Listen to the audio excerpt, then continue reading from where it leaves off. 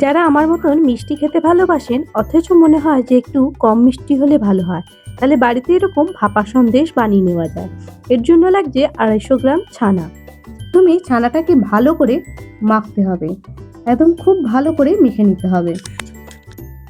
যত ভালো ঠাসা মাখা হবে ততই ভালো ভাপা সন্দেশটা হবে। এইভাবে মেখে নিলাম আমি প্রায় 10 থেকে 15 মিনিট। তারপর এলাচ গুঁড়ো দিয়ে দিলাম আর অল্প একটু মধু দেব। আমি এখানে চিনির ব্যবহারটা করলাম না, আপনারা চাইলে মিষ্টিটা নিজেদের মতন স্বাদ অনুসারে দিতে পারেন। আমি এখানে চিনির বদলে মধুই ব্যবহার করলাম, তাও একদম অল্প, যেহেতু মিষ্টির পরিমাণটা আমি একটু কম রাখতে চাই। দিয়ে এইভাবে ভালো করে আরও মেখে নেব। সব মাখা হয়ে গেলে এবার এটাকে সরিয়ে নিলাম। এবার যে পাত্রের মধ্যে ভাপাবো সেই পাত্রে অল্প একটু ঘি ব্রাশ করে নিলাম। ব্রাশ করে নিয়ে এবার ছানাটাকে ভালো করে ওপরে রেখে দেব। এইভাবে উপরটা একদম সমান করে ঠাসা করে রেখে দিলাম। অল্প একটু কেশর আর তাতে অল্প একটু পেস্তা দেব। এইগুলো অপশনাল, দিতেও পারেন নাও দিতে পারেন, দিলে একটু বেশি ভালো লাগে আর কি দেখতে। এবার সব দেওয়া হয়ে গেল, এবার থালা দিয়ে চাপা রাখলাম। এবার কড়াইতে অল্প জল দিয়ে আমরা যে খাবারের স্ট্যান্ড থাকে সেটার ওপরে মিষ্টিটাকে রাখছি।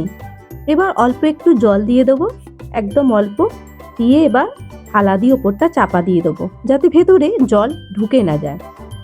তারপরে কড়াটার ওপরেও চাপা দিয়ে রেখে দেবো। 6 থেকে 7 মিনিট জলটা ফুটতে দেব। তারপর যখন ঠান্ডা হয়ে যাবে তারপর সেটাকে বার করব। এবার বার করলাম, এবার হয়েছে কিনা দেখতে হবে, তার জন্য একটা টুথপিক নিলাম, দিয়ে এইভাবে অল্প একটু ফুটিয়ে দেখবো যে ওপরে গায়ে লেগে যাচ্ছে কিনা। যদি না লেগে থাকে জানবেন তৈরি হয়ে গেছে। এবার ফ্রিজের মধ্যে রেখে দেবো 2 থেকে 3 ঘন্টা।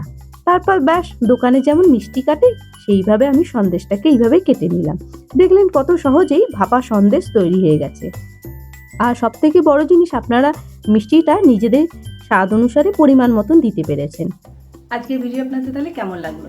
যদি ভালো লেগে থাকে অবশ্যই লাইক আর শেয়ার করবেন। চ্যানেলে যদি নতুন সদস্য হয়ে থাকেন অবশ্যই চ্যানেলটিকে সাবস্ক্রাইব করতে একদমই ভুলবেন না। তার সাথে বেল আইকনটি অবশ্যই ক্লিক করবেন, তাহলে আমি যখনই কোনো ভিডিও আপলোড করব নোটিফিকেশন আপনাদের কাছে সরাসরি পৌঁছে যাবে। তাহলে এই পর্যন্ত রাখছি, পরবর্তীকালে আবার কোনো নতুন ভিডিও আপনাদের সঙ্গে শেয়ার করব। ততক্ষণের জন্য বিদায় নিচ্ছি, সাথে থাকার জন্য অশেষ ধন্যবাদ।